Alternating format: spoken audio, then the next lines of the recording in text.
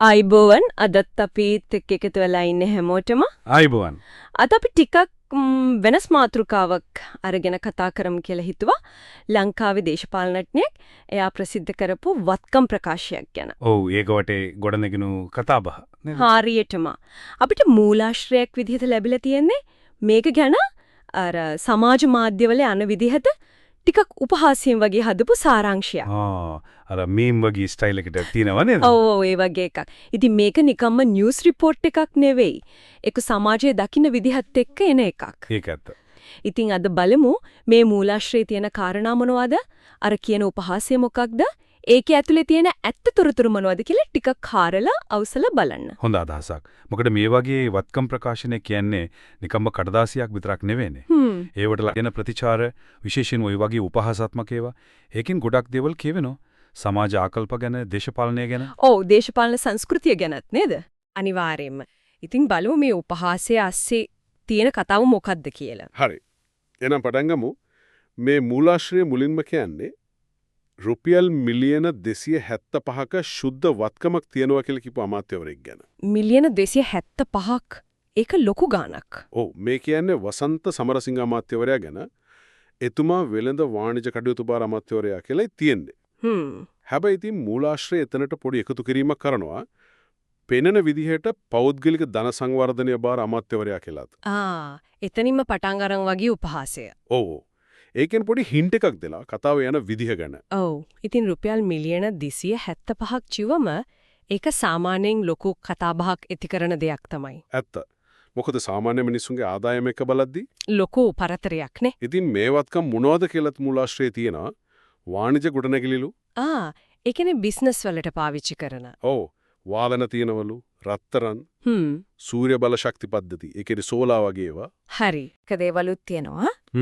අනිත් පැත්තෙන් සෝලා වගේ ටිකක් අලුත් ඒවා ඊටත් ඇහ ගිහින් ක්‍රිප්ටෝ. ඒකෙන් පේනවා නේද යම් ආයෝජන පැත්තෙන් විවිධත්වයක් තියෙනවා කියලා. හැබැයි ඉතින් ක්‍රිප්ටෝ වගේ ඒවායි අගය නම් ඔව් දවසින් දවස වෙනස් වෙනවා නේද? හරියටම. ඒ අවදානමක් තියෙනවා. ඉතින් කොහොම හරි මේ වත්කම් ප්‍රකාශයත් එක්ක අර ඔන්ලයින් රෝස්ටින් එකක් ගිහින්ලු.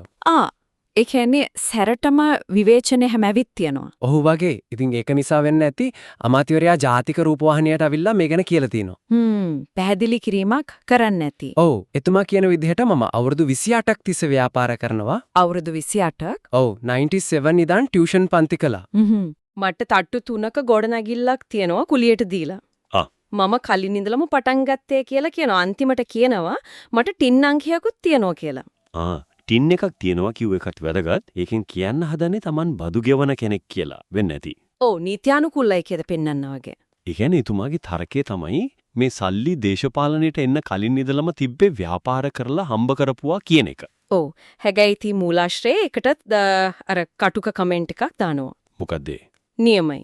බදු කියන වචනේ අකුරු දන්න බදු ගොනුවක් හදන දේශපාලඥයෙක් කියලා. ඒක නිකන් ප්‍රශංසාවක් වගේ පෙනුනට ඒක ඇතුලේ ලොකු කතාවක් තියෙනව නේද? ඔව් උපහාසයක් තමයි. ඇත්තටම. ඒ කියන්නේ සාමාන්‍යයෙන් බදු ගෙවන එක, බදු ගුණයක් තියෙන එක කියන්නේ මූලික දෙයක්නේ. ඔව් ඉතින් ඒත් දේශපාලඥයෙක් සම්බන්ධයෙන් එක විශේෂ දෙයක් නියමයි කියන්න තරම් දෙයක් විදිහට පේනවා කියන්නේ. ඒ කියන්නේ අනිත් අය එහෙම නෑ කියන එකද? එහෙම කියනවට වඩා සමස්තයක් විදිහට දේශපාලඥයින්ගේ මූල්‍ය විනය ගැන සමාජයේ තියෙන සැකය තමයි එතනින් මතුවෙන්නේ. මූලික වගකීමක් කරන එකත් ලොකු දෙයක් වගේ පේන තත්වයක්. තේරුණා. තව විස්තරක් තියෙනලු. 2006 දී රත්තරන් පවම 6000ක් වගේ වෙද්දි ගත්තා කියලාත් කියනවලු. ඒ කාලේ නම් ගොඩක් අඩුයි නේද? හොඳ ආයෝජනයක්. ඔව්.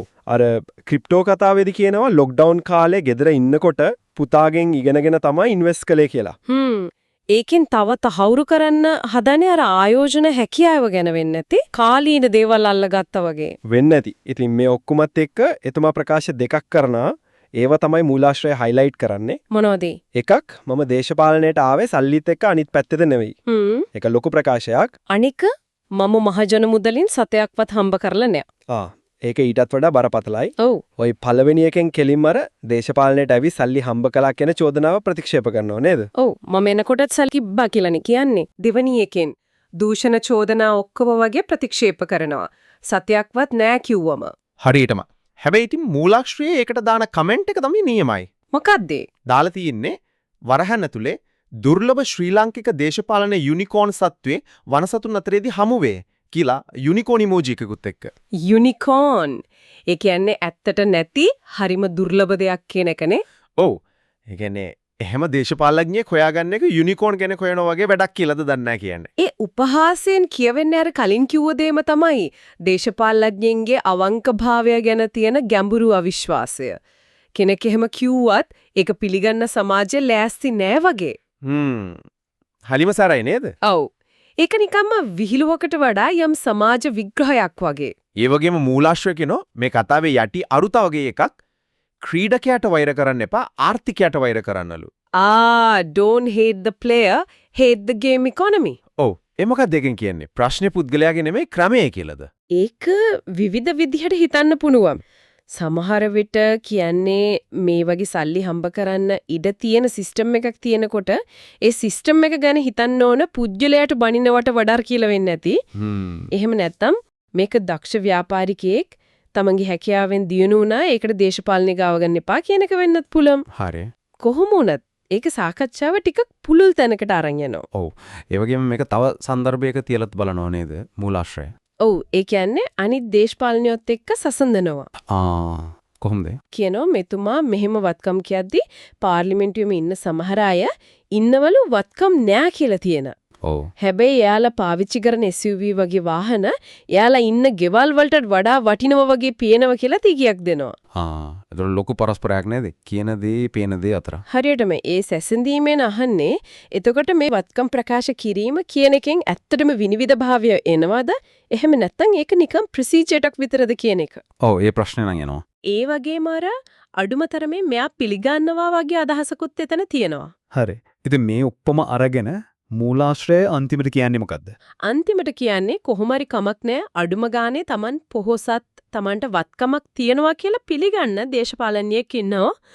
හැබැයි එයා කියන්නේ ඒ පොහොසත් වුණේ දේශපාලනයෙක් විදිහට නෙවෙයි කියන එක තමයි එයාගේ කතාව කියලායි මූලාශ්‍රය කියන්නේ. ඒ කියන්නේ දේශපාලනයට කලින් ඉඳලම තිබ්බ සල්ලි කියන එක. ඔව් ඒක තමයි එතුමාගේ මූලික තර්කය. මගේ සල්ලි දේශපාලනයට සම්බන්ධ නැහැ. ඒක මගේ බිස්නස් සක්සස්. හරි. අනික් පැත්තෙන් අර උපහාසය සැසඳීම් යුනිකෝන් කතා ඒවයින් මතුවෙන්නේ ඒ තර්කය සමාජය කොහොමද බාරගන්නේ ඒ ගැන මොන වගේ ප්‍රශ්නද අහන්නේ කියන එක. ඉතින් සාරාංශයක් විදිහට ගත්තොත් අද අපි කතා කළේ රුපියල් මිලියන 275ක වත්කමක් තියෙනවා කියපු වසන්ත සමරසිංහ අමාත්‍යවරයා ගැන.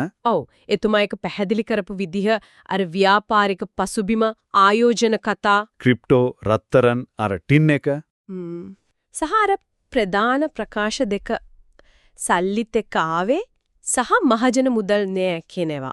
ඒකම ඒවට ලැබුණු අර උපහාසාත්මක ප්‍රතිචාරය යුනිකෝන් කතාව අනිත් අයත් එක්ක කරපු සැසඳීම. ඇත්තටම මේකෙන් පේනවා දේශපාලඥයින්ගේ වත්කම් විනිවිද භාවය කියන එක කොච්චර සංකීර්ණ මතභේදාත්මක මාතෘකාවක්ද කියලා. මහජන විශ්වාසය කියන එකත් එක්ක මේක බැඳිලා තියෙන විදිහ.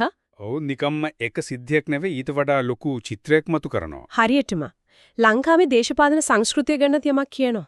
එහෙනම් මේ කතාව ඉවර කරන්න කලින් අහනයට හිතන්න ප්‍රශ්නයක් ඉතුරු කරමු. හොඳයි. මේ වත්කම් ප්‍රකාශ ඉදිරිපත් කරන එකෙන් ඇත්තටම විනිවිද භාවය කොයිතරම් දුරට තහවුරු වෙනවද?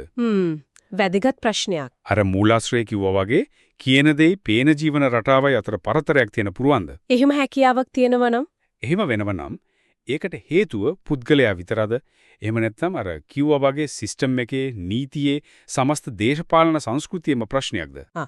අර ක්‍රීඩකයාටද ක්‍රීඩාවටද වෛර කරන්න ඕන කියන තැනට ආයෙත් එනවා. ඔව්. ඒ කියන්නේ මොකද හිතන්නේ? මේ කාරණා ගැන පොඩ්ඩක් හිතලා බලන්න කියන ආරාධනාවත් එක්ක අදට අපි සමු ගන්නවා. එහෙනම් ලබන සතියේත් මේ වගේම ගැඹුරු කතා බහකින් හමු වෙමු. ආයිබෝවන්. ආයිබෝවන්.